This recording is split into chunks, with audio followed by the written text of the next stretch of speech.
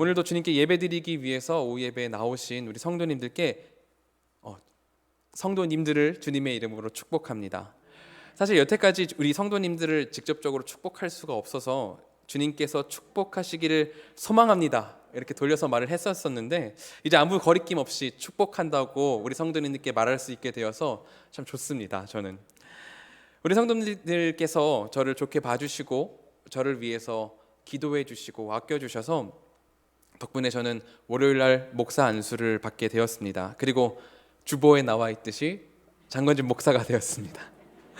사실 목사가 된 게 잘 실감이 나지는 않습니다. 아직 속으로 그냥 혼자 장건진 목사? 내가 감히? 약간 이런 생각이 들고, 누가 저한테 장건진 목사님 이렇게 부르면은 부끄러워서 몸둘 바를 모르겠습니다. 정말로 부끄럽습니다.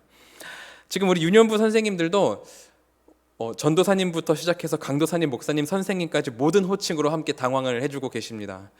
제 호칭이 이렇게 여러 가지로 불려본 적이 없어서 굉장히 혼란스럽지만 열심히 적응해 보도록 하겠습니다. 이번에 월요일 안수식을 준비를 하면서 저는 그런 생각을 했습니다. 만일 그런 일은 전혀 없겠지만, 절대로 없겠지만, 예수님께서 목사가 되신다면, 안수식을 겪으시게 된다면 어떠셨을까? 그분은 어떤 안수식을 보내셨을까라는 생각을 했었습니다. 그때 제 마음속에서 들었던 생각은, 예수님의 안수식 날은 아마도 세상 그 어떤 안수식보다 작고 조용한 날이었을 것이다라는 생각이 들었습니다. 사실 그래서 저는 부모님도 부르지 않았었습니다. 너무나도 보잘것없는 제 자신에 대한 좀 부끄러움과 예수님에 대한 송구함이 제 안에 있어서 어머니께서는 계속 섭섭하다고 하셨지만 이런 모든 것들을 말씀을 드리면서 부모님을 모시지 않았습니다. 물론 목사 안수를 받는다는 게 하나님 앞에서 너무나 감사한 일이고 우리 성도님들께도 기쁨을 함께 나누는 게 당연한 일이지만, 제 개인적으로는 이 안수식 날이 제 인생에서 가장 작은 날이었으면 좋겠다라는 생각을 혼자 했었습니다. 하지만 그럼에도 불구하고 절대 오지 말라고 말씀을 드렸음에도 말을 듣지 않고 찾아와 주신 선생님들과, 그리고 노회에 참석하신 장로님 그리고 권사님들의 축하를 엄청나게 받았습니다. 제가 느끼기로는 제가 그날 그 안수식의 슈퍼스타였습니다. 아직도 저희 집 앞에는 그 받은 꽃다발이 이렇게 놓여져 있는데 화단이 하나 만들어지더라고요. 그 정도로 엄청나게 많은 축복을 받았습니다. 다시 한번 진심으로 감사드립니다. 이렇게 우리 성도님들에게 축하를 많이 받아서, 듬뿍 받아서 매우 감사했지만, 또 제 개인적으로도 좀 감사한 일이 있었는데요. 바로 중학교 때부터 같이 신앙생활을 해왔던 제 친구들이 알아서 찾아왔다는 거였습니다. 제가 이 친구들한테, 그러니까 저까지 해서 4명의 친구들이 있는데, 제가 이 친구들에게 날짜만 말해줬지 어디서 한다고 얘기를 안 해줬거든요. 올 필요 없다고, 너희들 가정이 있고 이날 쉬는 날이니까 너희들이 그냥 쉬었으면 좋겠다라고 말을 했었습니다. 그런데 감동적이게도 이 친구들이 지들도 아무것도 모르면서 목사 안수는 어떻게 진행되는지를 인터넷으로 검색을 하고, 노회에서 하는 거구나, 그러면은 장건진 강도사가 속한 노회는 어디인지를 인터넷으로 찾고 그 노회 홈페이지를 들어가서 이 공간에서 안수식을 하는구나, 이 모든 것들을 찾아가지고 자기네들끼리 알아서 찾아온 거예요. 그리고는 코로나 때문에 피해가 갈까봐 교회 바깥에서 안수식이 끝날 때까지 기다렸다고 합니다. 그것뿐만이 아니라 제가 저를 찾아온 교회 선생님들을 맞이하고 난 이후까지 이 친구들이 그냥 내내 기다렸다가 저랑 저녁을 보내고 다들 늦게 집에 들어갔습니다. 다시 생각해도 참 고마운 친구들인 것 같아요. 그냥 함께 오랜 시간을 보내온 것밖에 없는데, 이 친구들은 제가 목사가 된다고 해서 각자 가정이 있음에도 불구하고 시간을 내어서 기다려주고 축하해주고 그랬습니다. 그렇기 때문에 제가 이 친구들을 생각할 때 떠오르는 단어가 딱 하나 있는데요. 바로 변함없음입니다. 저희가 매일 연락을 주고받는 사이는 아니거든요. 가끔 연락해서 만나고 그러는 건데, 그럼에도 오랜만에 만나도 마치 어제 헤어진 것처럼 또 즐겁고 그렇습니다. 이 친구들과는 변하지 않는 끈끈한 무언가가 있는 것 같은 느낌을 받게 되는 거죠. 제가 멀리 떨어져 있더라도 변함없이 그 자리에 있는 것 같은 든든함이 있습니다. 제게 큰 복이죠. 그런데 오늘 성경을 보니까 오늘 본문에서도 이 혼탁한 세상 가운데에서 변함없이 하나님 앞에서 든든한 모습을 보였던 한 사람이 나옵니다. 혼탁한 세상 가운데에서도 변함없이 하나님의 백성으로서의 삶을 유지했던 그런 사람이 있었다고 성경이 말을 하고 있죠. 바로 소라 땅 단 지파의 마노아입니다. 이 이름조차도 잘 들어보지 못한 사람이 사사기의 가장 중요한 부분에 왜 등장하고 있는지를 우리 함께 오늘의 예배를 통해서, 말씀을 통해서 알아갈 수 있었으면 좋겠습니다. 그럼 다시 본문으로 돌아와서 오늘 본문 이전까지 사사기의 상황을 한번 살펴볼 필요가 있습니다. 당장 많이 앞으로 갈 것도 없이 바로 앞에 12장 8절부터 14절까지를 보면은 이렇게 나와 있습니다. 제가 한번 읽어보겠습니다. 그 뒤를 이어 베들레헴의 입산이 이스라엘의 사사가 되었더라. 그가 아들 30명과 딸 30명을 두었더니 그가 딸들을 밖으로 시집 보냈고 아들들을 위해서는 밖에서 여자 30명을 데려왔더라. 그가 이스라엘의 사사가 된 지 7년이라 입산이 죽음에 베들레헴에 장사되었더라. 그 뒤를 이어서 스불론 사람 엘론이 이스라엘의 사사가 되어 10년 동안 이스라엘을 다스렸더라. 스불론 사람 엘론이 죽음에 스불론 땅 야알론의 아얄론에 장사되었더라. 그 뒤를 이어 비라돈 사람 힐렐의 아들 압돈이 이스라엘의 사사가 되었더라. 그에게 아들 40명과 손자 30명이 있어서 어린 낙이 70마리를 탔더라. 암논이 이스라엘의 사사가 된 지 8년이라 비라돈 사람 힐렐의 아들 압돈이 죽음에 에브라임 땅 아말렉 사람의 산지 비라돈에 장사되었더라. 바로 이전 사사들인 입산, 엘론, 압돈, 이 세 사사들에 대한 이야기가 간략하게 한두 절 정도로 정리가 되고 있습니다. 우리가 이 짧은 사사들, 3명의 사사들을 정리한 것 중에서 가장 주목해야 될 부분은 성경이 그들에 대해서 뭐라고 묘사를 하고 있는지, 어떻게 기록을 하고 있는지에 대한 그런 겁니다. 이스라엘의 사사였습니다. 하나님께 직무를 받아서 하나님을 대신해서 이스라엘 백성들을 다스리는 사람이었어요. 그런데 이들의 기록 자체가, 성경이 말하는 이들의 기록 자체가 하나님의 사람이라고 하기에는 너무나 이상한 내용들로 점철되어 있습니다. 그게 뭐냐면 그들에게 아들 30명이 있고 아들 40명이 있고 뭐 딸이 30명이 있었다, 이런 내용들이에요. 그리고 딸들을 밖으로 시집 보냈다. 그러니까 하나님의 사람이 아닌 이스라엘 안에서 결혼을 한 게 아니라 이방 땅에 시집을 보냈다라는 이야기가 나오는 거예요. 아들들을 위해서는 이스라엘 내에서 여자들을 구하는 것이 아니라 밖에서 이방인들의 딸들 중에서 아들의 아내들을 맞이했다, 이런 내용들이 점철되어 있는 겁니다. 하나님의 사람으로서, 그리고 하나님을 대신하는 사람으로서 하나님을 더 높이는 삶을 사는 것이 이들에게 마땅했음에도 불구하고 이들은 그러한 삶을 살지 못했던 겁니다. 너무나도 악한 모습을 보이고 있는 거죠. 물론 사람이 개인적인 기쁨을 누리면서 살 수는 있죠. 하나님께서 주신 세상을 기쁘게 살아갈 수 있습니다. 하지만 그 정도가 과한 것을 넘어서서 이들의 모습 가운데에서는 죄를 낳고 있는 것을 볼 수 있습니다. 아들과 딸이 60명이 넘어간다는 것, 아들과 손자가 70명이 넘어간다는 것은 일국의 왕도 누리기 힘든 그런 어려운 호사이고, 하나님의 명령을 어기고 하나님께서 분명히 이방의 여인들과 이방의 사람들과 통혼하지 말라고 말씀을 하셨는데 그 명령을 어기고 이방인들과 통혼을 한다는 것도 매우 나쁜 행동이었죠. 통혼을 하기 시작하면은 문화가 교류가 되고 그 문화 아래서 종교가 교류되기 시작하면서 하나님 공동체의 근간이 흔들리게 되는 것을 우리는 성경을 통해서 너무나도 많이 보게 됩니다. 그러므로 지금 12장에 나오는 이 시대가 어떤 시대인지 우리는 알 수가 있습니다. 악해도 너무나도 악한 세대, 사람의 기준으로, 하나님의 기준이 아니라 사람의 생각대로 진행되고 있는 시대라는 것을 우리는 알 수 있게 되죠. 하나님을 대신해서 백성을 다스린다는 사사조차 자기가 누릴 수 있는 호사는 다 누리고, 그리고 자신의 자식들을 이방인들과 통혼시키면서 호사란 호사, 유익이란 유익은 다 누리고 있는 거예요. 이 사사가 그랬다면 백성들은 어떻겠어요? 다스리는 사사가 이렇게 악한데 백성들은 당연히 뭐 두말할 것도 없이 자신들의 호사를 다 누려가며 기준을 하나님에게서부터 자기 자신으로 끌어와서 자기 자신의 뜻대로 아마 살아갔었을 겁니다. 오늘 본문 1절은 그 상황을 아주 잘 나타내고 있습니다. 1절에 나와 있듯이 이스라엘 자손이 여전히 다시 여호와의 목전에 악을 행하여 블레셋이란 나라에 40년간 지배를 받는 상황이었습니다.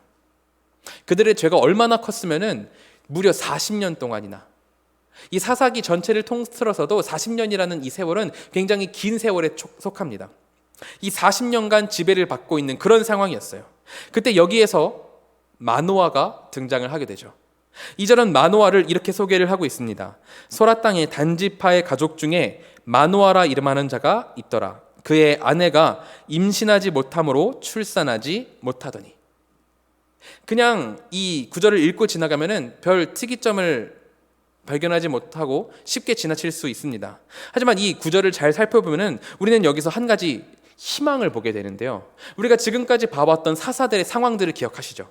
사사라는 자가 아들, 딸만 60명이 있었고 아들, 손자 70명, 거기다가 아들을 이방으로, 딸을 이방으로 통혼을 시키고 있는 그런 상황이었습니다. 그렇게 악한 세대에서 마노아는 어떤 사람이었냐면 아내의 임신을 기다리고 있는 사람이었어요. 이 시대에 아내가 아이를 못 낳는다? 그러면 그냥 다른 여인을 찾으면 되는 거였습니다. 기준을 잃은 시대에서 아내가 출산을 하지 못한다는 것은 문제가 되지 않는 상황이었어요. 거기다가 이스라엘 안에서 여자를 구할 수가 없으면은 통혼이 되던 시대였잖아요. 통혼을 하던, 하나님의 명령을 어기고 통혼을 하던 시대였습니다. 그래서 이스라엘 밖에서 이방인 중에서 여인을 데려와서 첩으로 삼으면은 크게 문제가 되지 않는, 하나님께는 문제가 되지만 이 시대 안에서 너무나 악했기 때문에 사람들 간에 문제가 되지 않는 그런 시대였습니다. 기능적인 성공을 위해서라면은 아기를 못 낳는 여인은, 아내는 내쳐버리고 새 장가를 들면 되는 그런 쉬운 상황이었어요. 하지만 오늘 성경은 마노아가 출산을 기다리고 있었다라고 말을 하면서 그가 그의 아내를 지키며 기다리고 있는 것을 증거하고 있는 겁니다. 마노아는 여전히 변함없이 아내를 기다리면서 첫째로는 아내에게 신의를 보이고, 둘째로는 우리 주 하나님 앞에서 정결함을 지키고 있는 것을 우리는 성경을 통해 볼 수 있게 되는 겁니다. 이 마노아라는 이름이 성경 전체에서 여기서 딱 한 번 나오고 다시는 나오지 않는, 별 볼 일 없어 보이는 그런 존재입니다. 그렇게 특이하게 생각할 게 없는, 아무것도 없는 그런 사람입니다. 그럼에도 2절이 묘사하고 있는 이 마노아의 모습은 이 시대의 다른 사람들과 비교를 하면은 너무나도 놀라운 것이었어요. 그렇기에 저는 이 구절을 보면서 혼잡한 이 사사기 시대에서 하나님께서 가장 바라셨던 그런 사람이 마노아가 아니었을까 하는 생각을 하게 되는 겁니다. 우리가 성경을 통해서 보게 되는 수많은 인물들이 있죠. 영화롭고 존귀한 사역을 감당하다가 하나님 품으로 안긴 수없이 많은 인물들을 보게 됩니다. 엘리야, 다윗, 예레미야, 베드로, 바울 등 성경이 주목하고 그들의 이적들을 찬란하게 밝히고 있는 그런 인물들이 성경에 수두룩 빽빽하게 있습니다. 하지만 반대로 성경에서 자세하게 밝히지는 않지만 하나님께로의 믿음을 굳건히 지키면서 자기 자신이 있어야 할 자리를 굳건히 지키며 하나님의 기쁨이 되었던 사람들이 있습니다. 창세기 5장 24절에 보면은 이렇게 나와 있습니다. 에녹이 하나님과 동행하더니 하나님이 그를 데려가심으로 세상에 있지 아니하더라. 성경이 말하는 이 에녹이라는 자의 기록은 이게 다입니다. 그가 하나님과 동행했고 하나님은 그를 데려가셨다. 이게 전부예요. 하지만 그가 얻은 영광은 정말로 놀라운 것이었습니다. 죽지 않고 하나님께 들려 올려가는 영광을 누린 거니까요. 엘리야가 수많은 이적들을 행하고 하나님을 위해서 죽을 고비를 행하고 엄청난 많은 사역들을 해왔습니다. 그리고 나서야 얻은 게 바로 죽지 않고 들려 올려지는 거였어요. 이 엘리야와 에녹이 성경 안에서 분량의 차이는 있을 수 있습니다. 에녹은 단지 한 절만 있는 사람이고 엘리야는 엄청나게 많은 분량을 가지고 있죠. 하지만 그런 분량의 차이는 있을 수 있어도 그들의 받은 영광은 동일했습니다. 하나님께 선택받아서 죽지 않고 불려서 올라간 자, 이 불려서 올라간 자라는 이 영광 자체는 동일한 거였어요. 히브리서의 기자도 에녹에 대해서 이렇게 얘기를 합니다. 히브리서 11장 5절입니다. 믿음으로 에녹은 죽음을 보지 않고 옮기웠으니 하나님이 저를 옮기심으로 다시 보이지 아니하니라. 저는 옮기우기 전에 하나님을 기쁘시게 하는 자라 하는 증거를 받았느니라.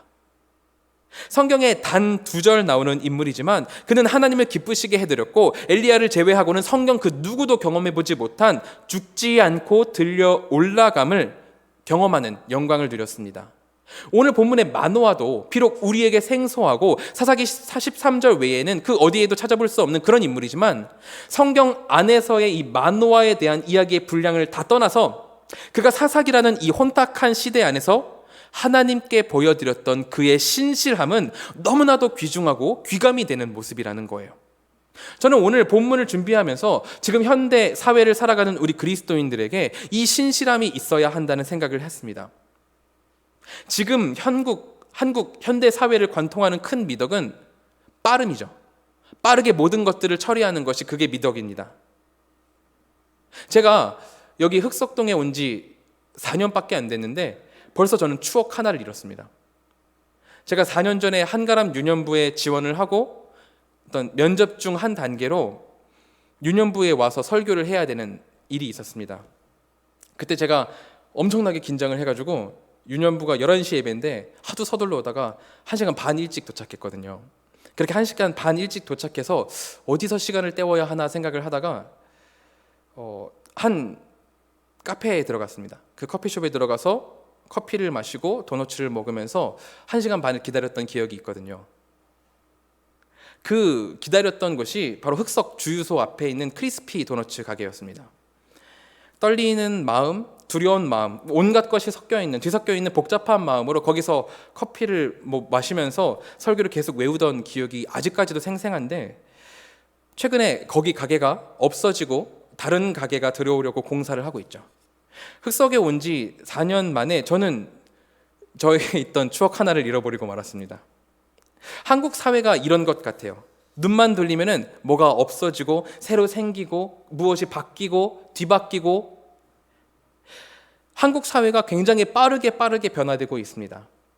이게 나쁘다는 것은 아니에요. 이 빠름으로 인해서 우리 한국 사회가 크게 발전을 했고 한국 교회도 마찬가지로 크게 성장을 해왔습니다. 하지만 이 빠름과 유행에 민감한 모습들은 세상 사회에서는 큰 이점이 있을지 몰라도 하나님을 믿는 우리 그리스도인들에게는 중요한 것을 놓치게 하는 영적 건망증에 걸리게 하는 요인이 되기도 하기 때문에 우리가 이것을 주의해야 한다는 겁니다. 기능적인 성공을 위해서 빠르게 달리다 보면은 우리는 때때로 하나님이 아니라 상황을 보게 되죠. 이 상황이 어떻지? 저 상황이 어떻지? 하나님 앞에서 내 자신을 되돌아보고 그런 게 아니라 이 상황에 따라서 맞춰서 움직이다 보니까 하나님이 아닌 상황을 바라보게 되곤 합니다. 이 빠른 문화는 아주 능률적이긴 하지만 하나님에게서 시선을 떼게 만드는 위험성 또한 공존하고 있다는 겁니다. 그렇기 때문에 우리는 빠름을 주의하고 마노아와 같이 하나님을 향한 꾸준함과 변함이 없음이 내 안에 있는지를 계속해서 검토해야 한다는 거죠. 쉽게 바뀌고 변화하는 것이 아니라 큰 바위처럼 그 자리에 뚝심 있게 서서 하나님의 백성이 따라야 할 길이 무엇인지를 온 세상에 증거하는 삶을 영위할 수 있어야 한다는 겁니다. 오늘 이곳에 모여서 함께 예배하는 한가람의 모든 식구들 가운데 이 은혜가 함께하기를 소망합니다.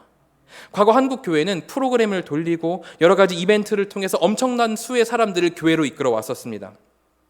제 모교회만 해도 어떤 식으로 교회를 성장시켰냐면은 큰 교회 한 대를 큰 버스를 한 대 대절을 해가지고 동네 놀이터를 계속 도는 거예요. 그 놀이터를 중심으로 돌면서 아이들을 다 태우고 교회로 데려가서 예배를 드리고 그리고 그 아이들을 따라서 부모님들이 나오게 함으로 엄청나게 큰 교회를 이루었죠. 하지만 이런 교회 성장 프로그램들과 이벤트들이 지금 시대에는 좀 약간 사용하기 힘들어졌습니다.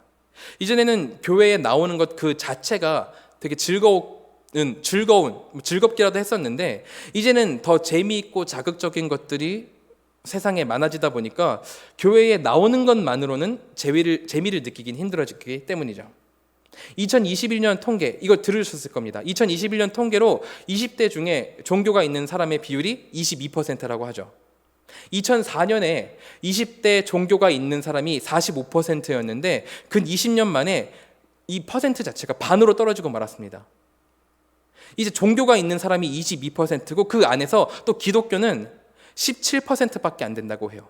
22% 안에서도 기독교는 17%밖에 안 되는 거죠. 이제 정말 교회를 다니는 청년, 교회를 다니는 청소년을 찾기가 어려운 그런 시대가 되었어요. 우리가 기술적인 성공을 위해서 달려왔던 과거의 노력이 생각보다 좋지 못한 결과로 지금 우리 이 시기에 우리에게 주어지고 있는 겁니다.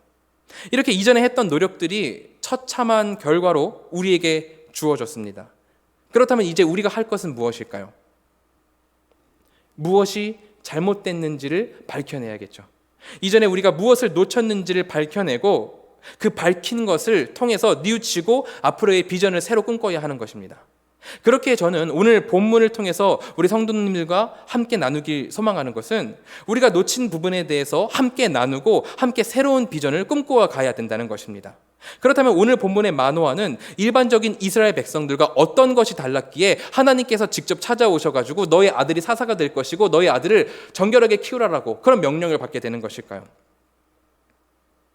그것은 바로 이 마노아가 구별된 삶을 살고 있었기 때문입니다.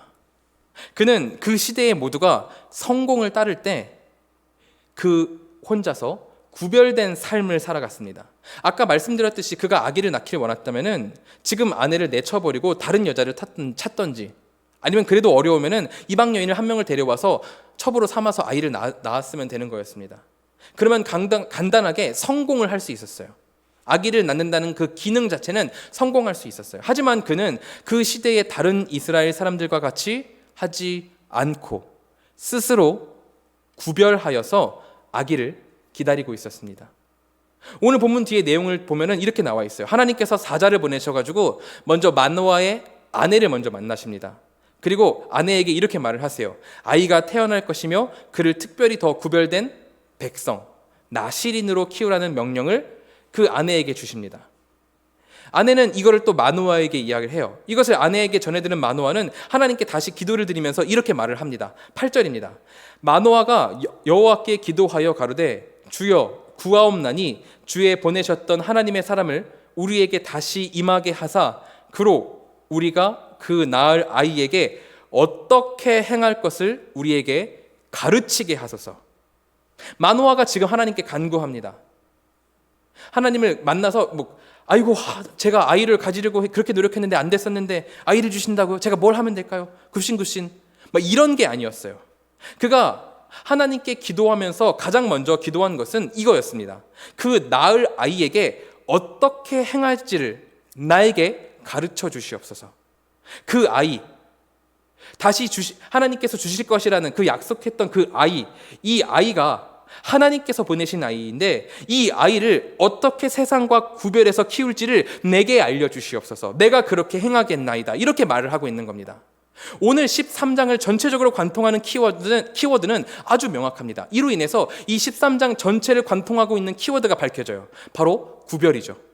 세상은 지금 혼잡하고 자기들이 원하는 대로 선택하면서 삶을 살아가는 그런 시대이지만 그런 세상과 구별되어 아내와 하나님에게 신실함을 지키는 자가 있었고 하나님은 그에게 오셔서 아이를 허락하시면서 이 아이가 구별된 삶을 살도록 요구를 하시고 마노아는 그 구별된 삶을 어떻게 살아야 되는지를 묻고 있는 이 구별된 삶이라는 주제가 사사기 13장을 전체적으로 관통하고 있는 겁니다. 하나님께서는 이 관통함, 구별이라는 주제를 우리에게도 동일하게 말씀을 하십니다. 너가 얼마나 구별된 삶을 살아가고 있느냐. 세상은 기능적인 삶을 추구하고 성공의 목을 메고 있는데 나 하나님을 따라서 이곳에 나와 예배드리고 있는 너희는 너의 삶에는 세상과 얼마나 구별된 가치관이 있느냐고 물어보고 계신 것이죠. 사실 제가 지금 이 설교를 준비하면서도 어젯밤에 이렇게 계속 마무리를 하면서 얼마나 하나님께 죄송한지 모르겠어요. 제 안에 너무 죄책감이 들어가지고 설교를 쓰기가 너무 힘들더라고요. 당장 한 주 동안의 나의 삶을 뒤돌아봤을 때 나는 얼마나 구별된 삶을 살았을까? 세상이 말하는 가치와 기준에 대해서 나는 얼마나 자유할 수 있는가?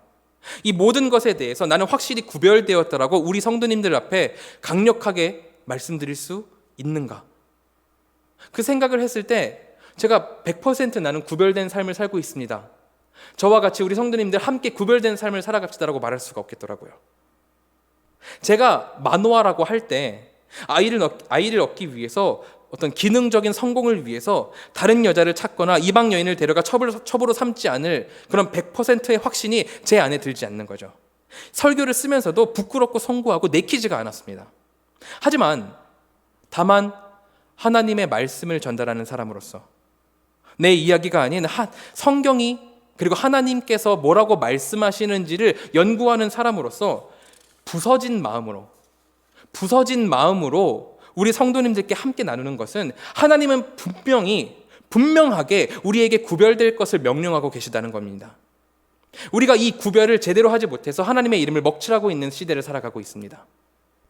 교회 안에서의 삶과 교회 바깥에서의 삶이 다르고, 뉴스에서 목사라는 단어만 나오면 또 무슨 잘못을 했길래, 어떤 잘못을 했길래 뉴스에 떴을까, 그런 고민이 들고, 그런 이상한 시대를 살아가고 있습니다. 사실 최근에 제가 잘 알고 있던 사람이 사역을 하다가 구별되지 못한 일을 해서 무너지는 것을 소식으로 접했는데, 한동안 그 생각으로 굉장히 멍했던 기억이 있습니다. 이게 대체 무슨 일일까? 참 좋은 사람이었는데 어떻게 저렇게 됐을까? 이런 생각이 계속해서 제 안에서 머물렀습니다. 거룩하게 구별되어서 하나님을 더 높이고 영광스럽게 해야 될 백성들이 구별되지 못함으로 하나님을 더 먹칠하는 그런 상황에, 그런 시대에 우리가 지금 살고 있습니다. 그러므로 우리가 이것을 주의하고 구별됨으로 거룩한 삶을 살아가기를 저는 진심으로 소망합니다.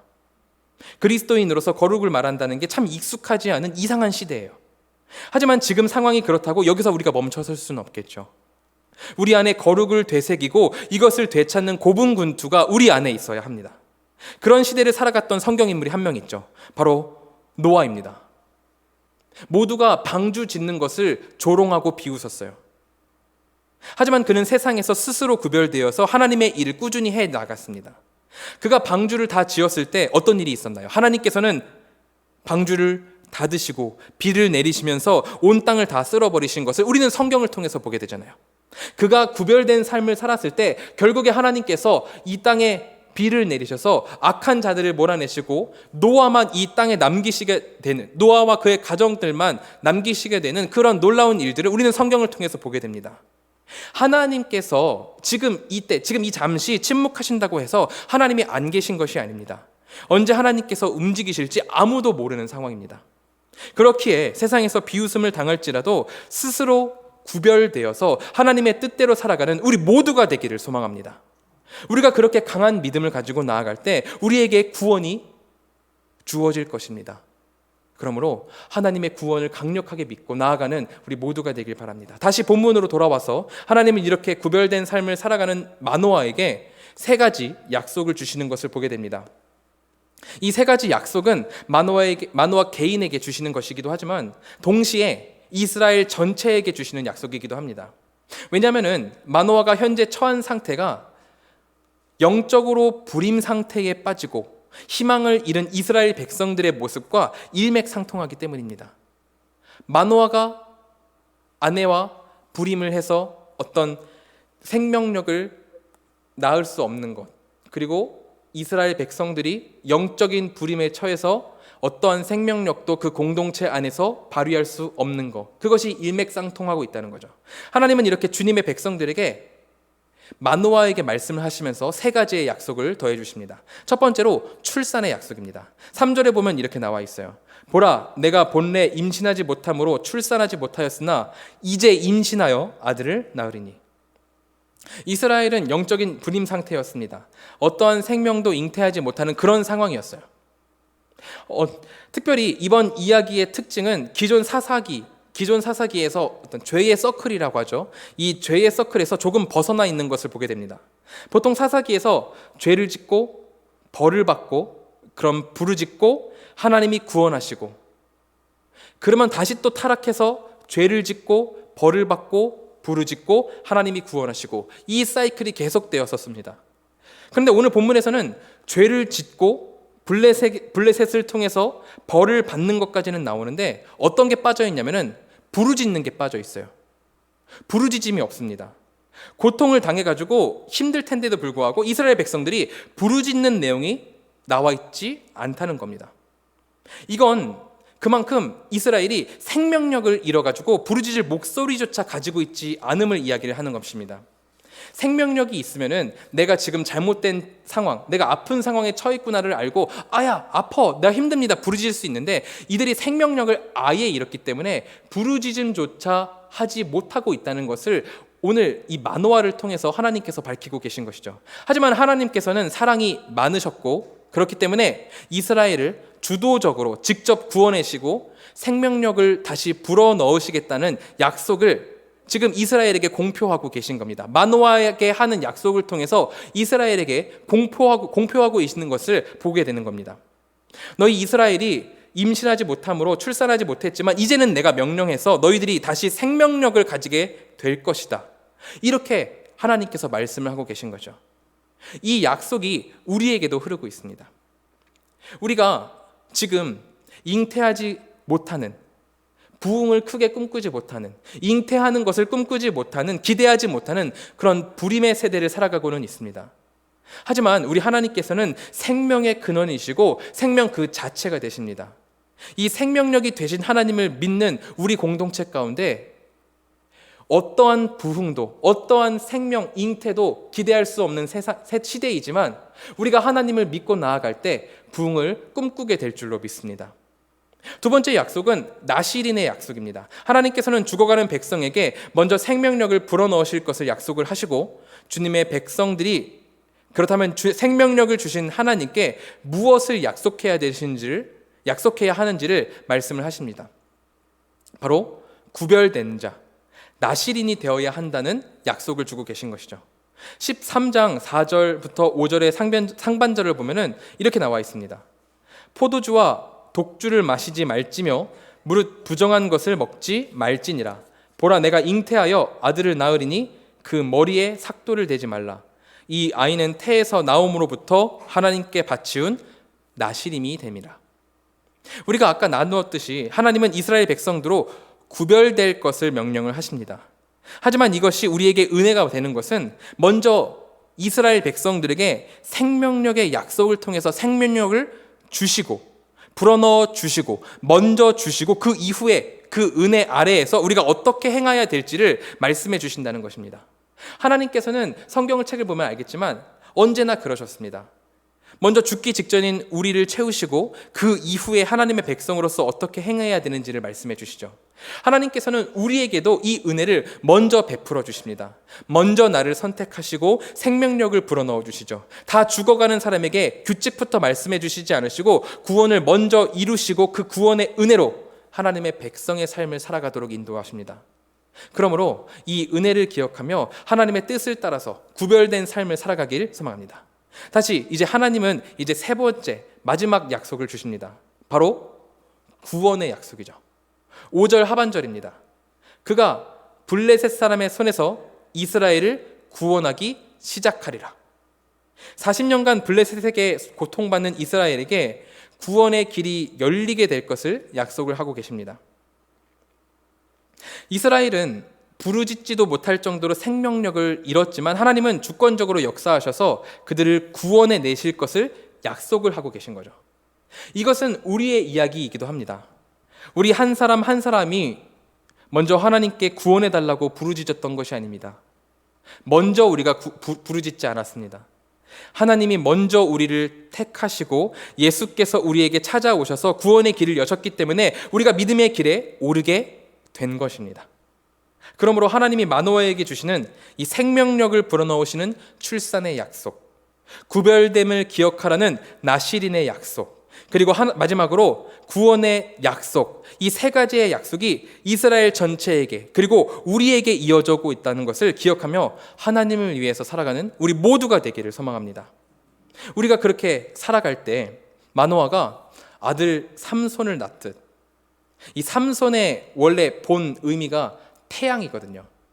온 세상을 비추고 이 이스라엘 40년 동안 압제를 받던 이스라엘의 구원의 시작을 연 삼손, 태양, 이 태양의 아버지가 되는 큰 축복이 함께 했듯이 우리 안에도 태양의 아버지, 어머니가 되고 큰 축복을 누리게 되는 그런 엄청난 일들이 우리 공동체에 있게 될 것을 믿습니다. 그 은혜가 우리 가운데 함께해서 이 혼탁해진 세상을 정화시키고 이 혼탁해진 세상 가운데에서 하나님이 기준이며 예수 그리스도만이 답이라는 것을 널리 전하는 우리 공동체가 되기를 진심으로 소망합니다.